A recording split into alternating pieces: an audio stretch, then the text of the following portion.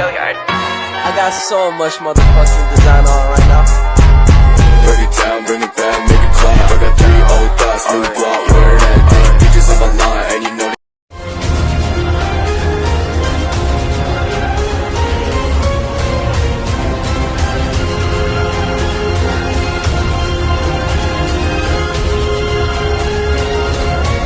Assalamualaikum dan salam sejahtera. Nama saya Muhammad Syamil bin Mustafa.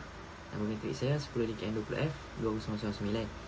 Hari ini saya akan terangkan satu tajuk projek etika yang kami pilih, iaitu tanggungjawab sosial dalam menangani isu pengurusan sisa pekerja secara mampan bertujuan mengelakkan alam sekitar terbeban. Yang pertama ialah pengenalan.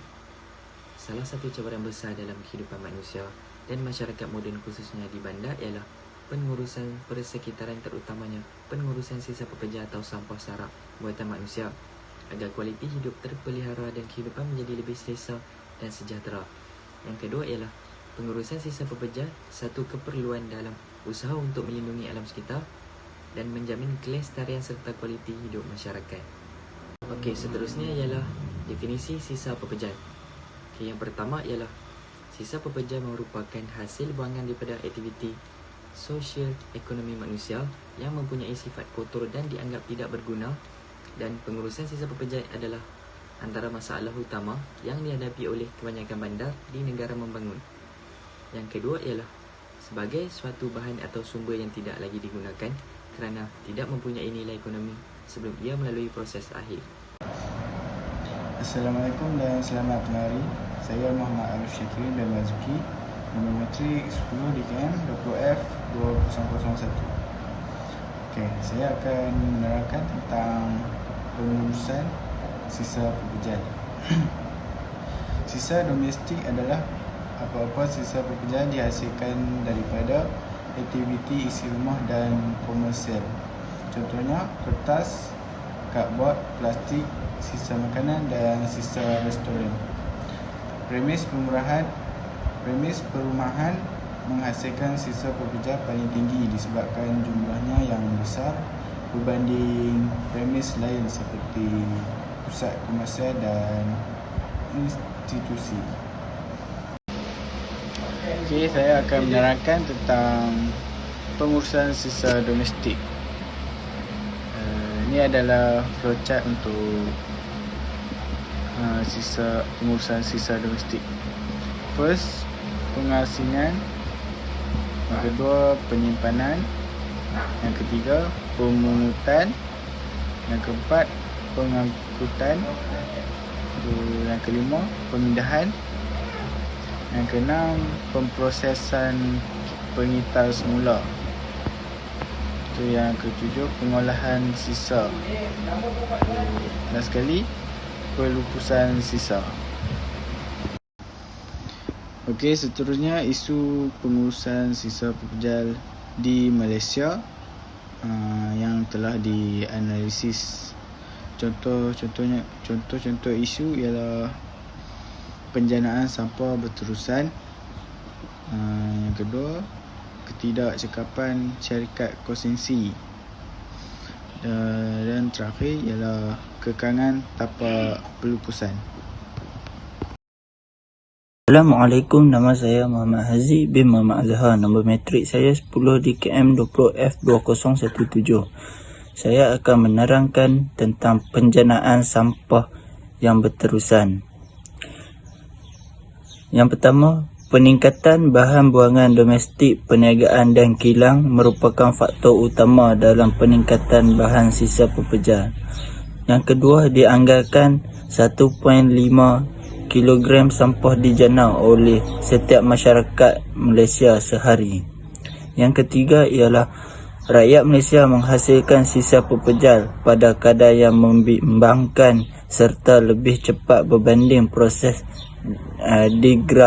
degradasi bahan buangan. Yang seterusnya, kekangan tapak pelupusan. Isi yang pertama ialah Malaysia kekurangan tanah yang sesuai untuk dijadikan tapak pelupusan sampah. Malaysia terlalu bergantung kepada tapak pelupusan bagi menguruskan sisa pekerja. 95% sisa dilupuskan di tapak pelupusan. Risiko tapak pelupusan sedia ada semakin cepat mencapai jangka hayatnya. Dijangka meningkatkan pembebasan gas rumah hijau kepada 50% menjelang 2020. Seterusnya ialah ketidakcekapan syarikat konsensi. Yang pertama, masa kutipan tidak mengikut jadual yang ditetapkan. Yang kedua, air larut resak meleleh sepanjang jalan semasa kenderaan pengangkutan atau pada sampah bertaburan. Kekurangan fasiliti pengangkutan tidak diselenggara dengan baik.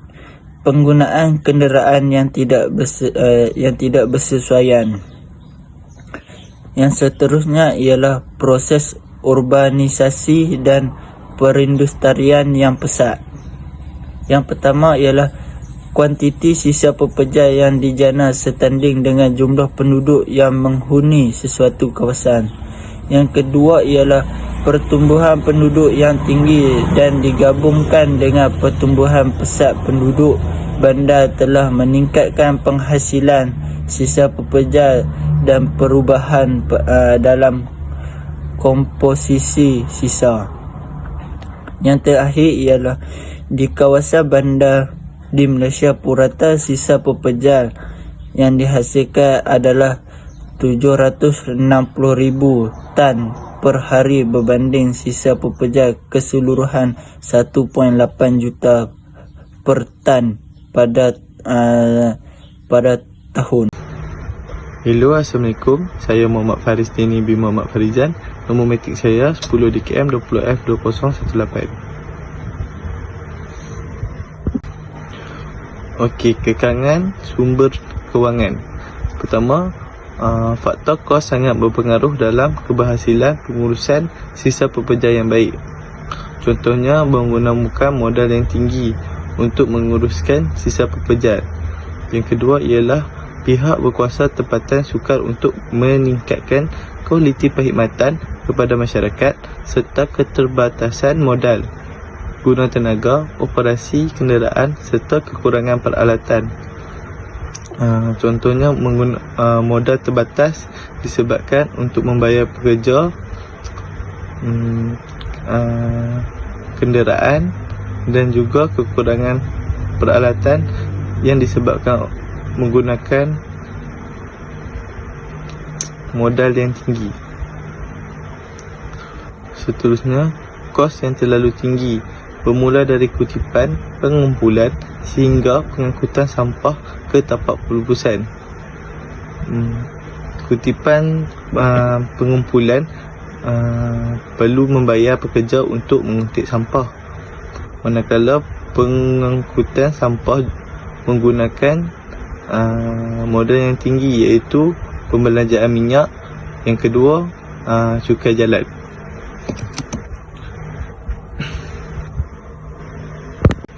Seterusnya, kutipan dan pengangkutan sisa pekerja merangkumi kira-kira 60% jumlah peruntukan. Yang terakhir ialah kewangan yang dibelanjakan bagi menguruskan pekerja. Menguruskan pekerja ini menggunakan kewangan yang banyak dan modal yang sangat tinggi. Impak terhadap alam sekitar, iaitu pencemaran alam sekitar. Pertama, pencemaran udara. Pembakaran terbuka juga merupakan kesan dari pengurusan sisa yang lemah dan memberi kesan yang semestinya membawa kepada pencemaran udara. Yang kedua ialah memberi kesan toksik, pada akhirnya menyebabkan kawasan hijau di kawasan sekeliling mati layu. Pembakaran terbuka ini juga menyebabkan lapisan ozon menipis dan akan menyebabkan manusia akan terdedah kepada penyakit. Impak terhadap alam sekitar yang kedua ialah menyebabkan banjir. Sistem saluran seperti longkang dipenuhi dengan sampah menyebabkan banjir berlaku. air tersangkut untuk melalui saliran air yang dipenuhi dengan sampah-sampah yang tersangkut. Yang kedua ialah perangkat sampah tidak diselenggara juga boleh menyebabkan sampah-sampah menyekat laluan air di saliran dan menyebabkan air bertakung dan membolehkan di kawasan tersebut banjir. Yang ketiga ialah menyekat saliran air. Apabila saliran air yang terutamanya melalui saliran disekat juga membolehkan banjir berlaku. Seterusnya, akhir sekali menyebabkan air bertakung.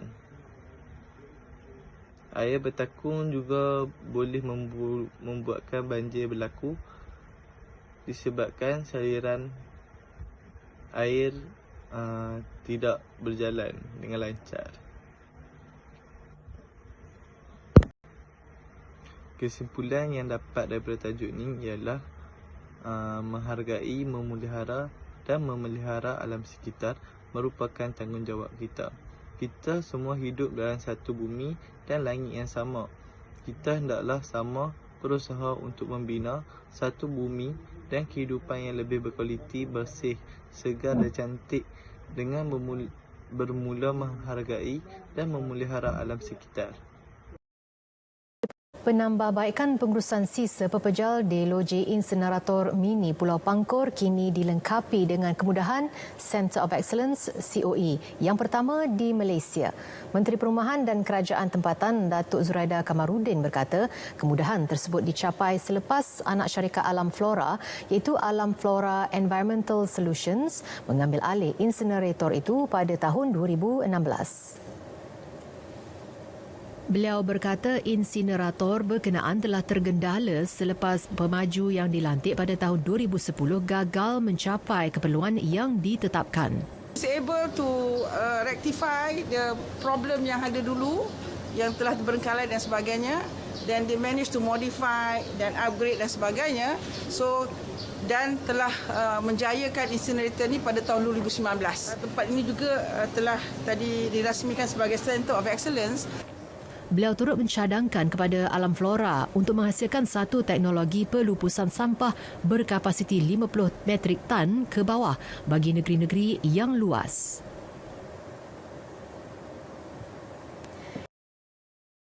Okey, Assalamualaikum Cik. Nama apa Cik? Nain. Nain duduk di mana? Oh, Selangkai. Untuk menangani permasalahan sisa pepejal di Selangkai dari Jalan Sungai. Okey. Mungkinkah proses perundangan mengambil masa panjang menyebabkan kes pendakwaan dijalankan tidak memberi pengajaran kepada tentunya? Pendakwaan perlu disebabkan dengan dan dengan pemantauan dia akan membantu proses perundangan. Yang kedua, apakah cadangan bagi memastikan pencemaran alam sekitar terutamanya sungai didapat diatasi? Sangat mudah setiap sungai tidakkan sebarang pembuangan sampah atau tidak perlu ke dalam sungai dan menggunakan tempat sungai saja ada. Pada masa sama pendidikan dan kesedaran perlu dan ditingkatkan. Semuanya akan berjalan berjaya jika disanakan secara bersama oleh semua tenaga secara yang dapat. Okey, Assalamualaikum Cik. Cik, nama apa Cik?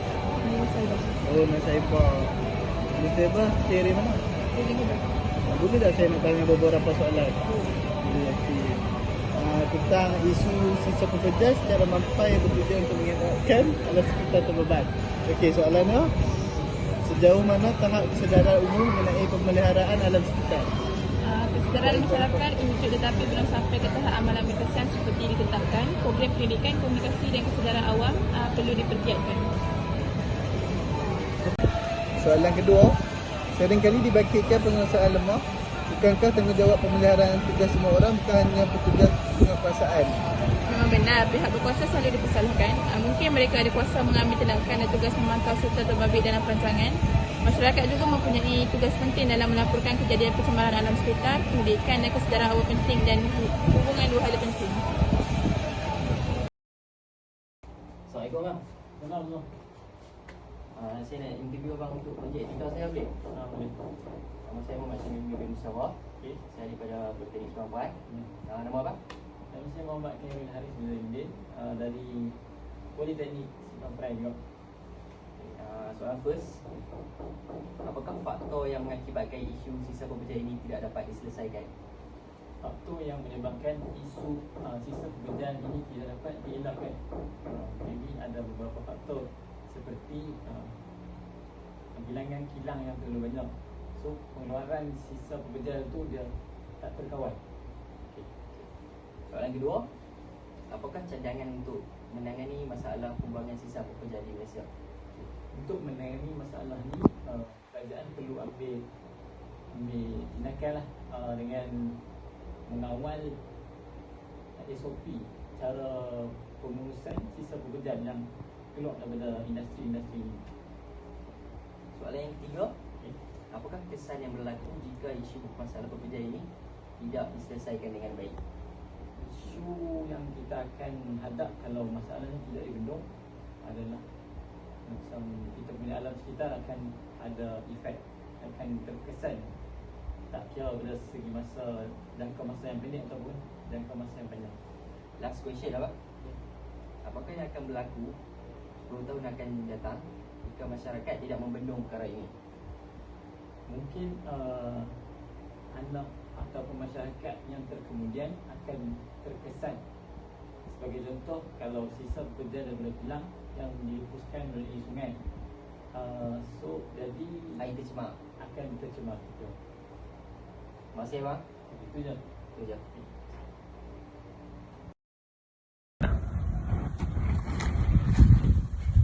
Assalamualaikum bang. Ya.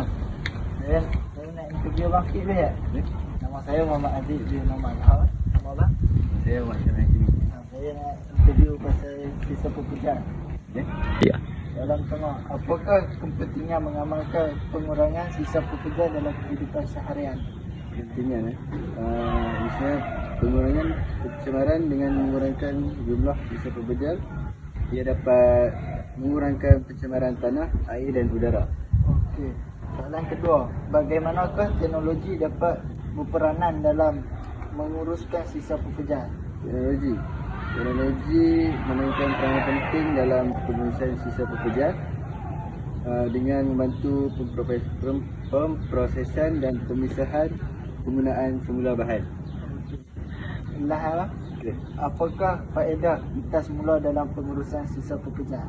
Kaedah itu, industri kita semula memberikan peluang pekerjaan yang signifikan dalam proses pengumpulan, pemprosesan dan pengeluaran bahan kita semula. Okey, terima kasih bang. Sama. Okey, saya akan menemui pelajar Politeknik Seberang Perai. Okey, apakah jenis sisa pekerja yang terdapat dalam aktiviti harian kita? Sisa pekerja yang saya tahu ialah sisa elektrik dan elektronik, sisa berbahaya, kaca dan seramik dan juga sisa makanan. Okay. Seterusnya, apakah kebaikan dan sasaran dalam mengurangkan sisa makanan tersebut? Antara kebaikannya ialah dapat mengurangkan gas metana dari tapak pelupusan. Yang kedua ialah menjana biogas yang dapat ditukarkan kepada tenaga elektrik. Dan ketiga ialah penjimatan perbelanjaan kerajaan. Dari segi yang ketiga ialah penjimatan perbelanjaan kerajaan untuk pengurusan sisa pekerjaan. Okey, terima kasih. Bring it down, make it clap. I got 3 old thoughts, new block, word